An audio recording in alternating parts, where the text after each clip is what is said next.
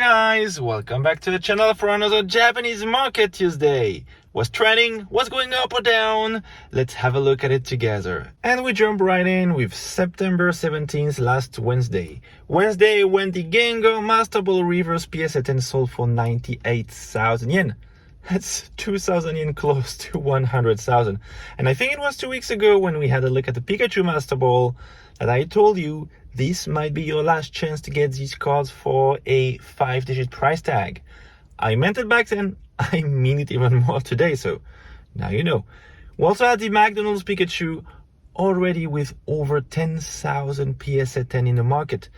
Guys, these cards were released barely 1 month ago, and we already have more than 10,000 PSA 10 in the market. That might be, I might be wrong, don't quote me on that one, but that might be the fastest growing PSA 10 pop report in history. I don't know, but it feels like it to me. It's crazy. Now, does it mean the price of the card is going to go down? Not necessarily. I think since Van Gogh Pikachu, we know that pop reports don't mean anything anymore, but well, just FYI. We also had EV Heroes, which is now officially a 90,000 yen box, and I'm very happy because, you know, this is a set that kind of grew in the shadow of Evolving Skies for way too long, and it's finally seen some growth for the past few months now. Both this set and Blue Sky Stream, which I think is over 100,000 yen now, are growing at a pretty decent pace now, so that's good. And moving on to Thursday, September 18th, we have the Detective Pikachu PSA 10 trading in the 50,000 yen range. Very nice card, beautiful artwork, 100,000 copies out there, so there won't be one for every single collector. So, you know, this card will keep on going up and up, I think. Then we got the Pikachu Stamp Box promo with a big jump, now trading at 350,000 yen. I think, you know, this card is playing catch up with Van Gogh Pikachu, right? Like, these two cards are very similar. They are both based on very popular artworks, both exclusive to a specific country, and now both rising in price at the same very sharp pace. So, you know, PSA 10, 350,000. Next, we have Paradigm Trigger, and I think it's been a while we haven't heard of Paradigm Trigger. So here it is. It's now a 16,000 yen box. It's finally gaining momentum. It's clearly benefiting from the Lugia V's big jump in price. I think Lugia V is now selling for 130,000 yen in PSA 10. It's playing catch up with the Giratina V. So that's like, it's, you know, Lugia V is a card I really like. I'm a big Lugia fan, so I really want this set to go even higher than that. And moving on to Friday, September 19th, we got the 25th anniversary birthday Pikachu selling in a PSA 10 for 80,000 yen. This card has seen a very, very sharp increase in price in the past few weeks. Now, fun fact, this makes it the most expensive card of the set in Japan, tied with Charizard. Because second news of the day, Charizard 25th anniversary in a PSA 10 also selling for 80,000 yen. Now, long term, as an investment, in my opinion, I think Charizard will be a better investment alongside Umbreon. Why? Now, because the OG birthday Pikachu raw sells for roughly 60,000 yen right now. And I don't see the birthday version, the 25th anniversary version going beyond the OG birthday Pikachu. So I think to me there is like a glass ceiling for that card, which the anniversary Charizard doesn't have. So well, just, you know, throwing my 2 cents. Next we got the Gengar Vmax in a PSA 10 going for 260,000 yen. That's crazy. Of course, all the Gengar cards have been exploding in value for the past months. So I don't know if it's good or bad, but I love the card. I have the card, not graded, but I have it, and it's amazing. One of the best Gengar artwork we've had in the past forever, in my opinion. So that makes it the second most expensive card in a PSA 10 for the Sword and Shield era, just behind Umbreon. Saturday, September 20th, we have Paradigm Trigger again. Twice in a week.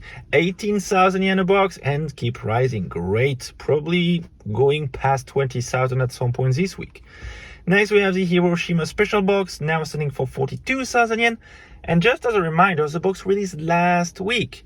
On release, it was 38,000 yen, moved up around 40,000 yen a few days later, and it's now a 42,000 yen box. Now, that's on Sneaker Dunk. In store, if you go to Akihabara or any other area in Tokyo, it's more like 45,000 already. So I'm pretty sure Sneaker Dunk will catch up at some point. So upward momentum we've seen last week wasn't a one-off thing, right? This box is in fact very popular, way more than the Tohoku version, which released late August. And we have the Unstoppable Golden Box, trading now over 170,000 yen, which, fun fact, makes it the most expensive 25th anniversary related item, way above the Celebrations UPC. And moving on to Sunday, we have Pokemon Card Game Classic selling for 48,000 yen, moving up. And I'm very happy about this one because this is an item I personally really love. I know not many people believed in that one, but I do.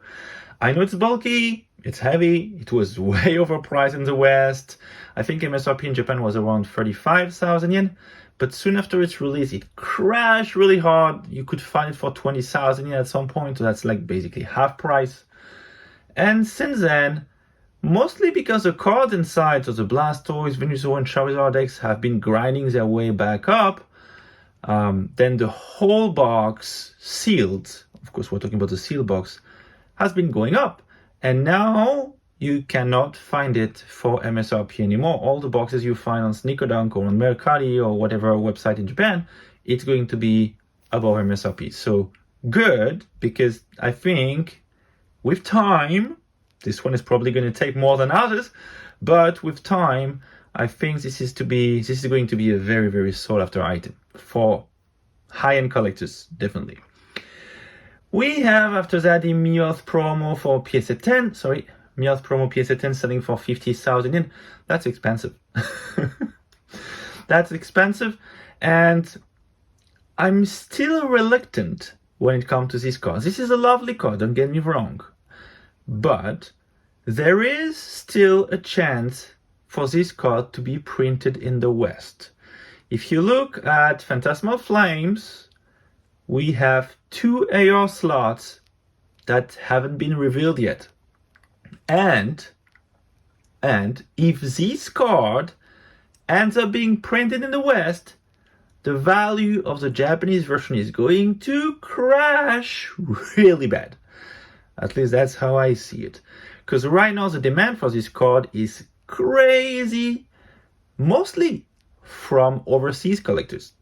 So if they have a way to get it for cheaper in English, they're not going to go after the Japanese version anymore. Yeah. So I would wait before getting that one. And finally, we have the Giratina V PSA 10 above 200,000 yen. I have nothing to say. Everything has been said about this card already. Shinji Kanda at his best. Gorgeous artwork. Unfortunately for me, I think Lugia V can try to play catch up as much as he wants. It's not going to make it versus his Giratina. But I will keep on cheering for Lugia. So let's have a look at the booster boxes for this week. What do we have? Well, same as last week, it's very nuanced. We have some boxes going down. We can see, for example, Scarlet Base has been going down a little bit. Snow Hazard has been going down a little bit. Same for Clayburst. But some boxes have been going up as well. We have Rose of the Black Flame going up. We have Future Flash going up. Ancient Roar going up. Triple Beat. And in the most recent one, let's see, we have Heatwave Arena moving up. White Flare going up, Black Bolt is stable, and Mega Brave going up while Mega Symphonia is going down. So that's interesting. So this week our 3 winners are Crimson Ace. And that's an interesting one because last week when we had a look at the Greninja going up, I told you that I wouldn't be surprised if Crimson Haze follows very soon, and so that's it. Crimson Haze went up from 8,980 yen to 9,700 yen. So that's a 720 yen move up. Next, we got Mask of Change. I don't know why you guys keep on buying Mask of Change. I hate the set. I'm sorry. Except the Chansey inside, there is nothing to pull. I know some people love the Carmine. I don't. I don't know what to say. Anyway, it's an 800 yen move up for this set this week. And finally, our big winner for this week, that's definitely Triple Beat with a 2,110 yen move up. That's a lot. Moving up from 11,390 yen all the way up to 13,500 yen. And I don't really know what to say here because it's an okay set. Okay, definitely Magikarp is for something in this move. But, well, nice SAR. The Dangera is meh. Definitely on the bottom end of all the trainer SAR we got in the Scarlet and Violet era. But, well, thanks Magikarp.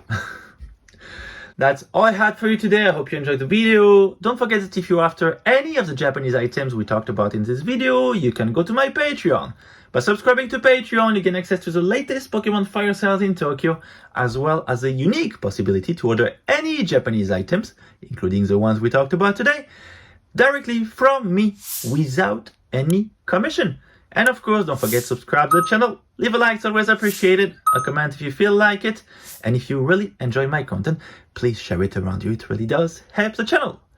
Thank you for watching. See you next week.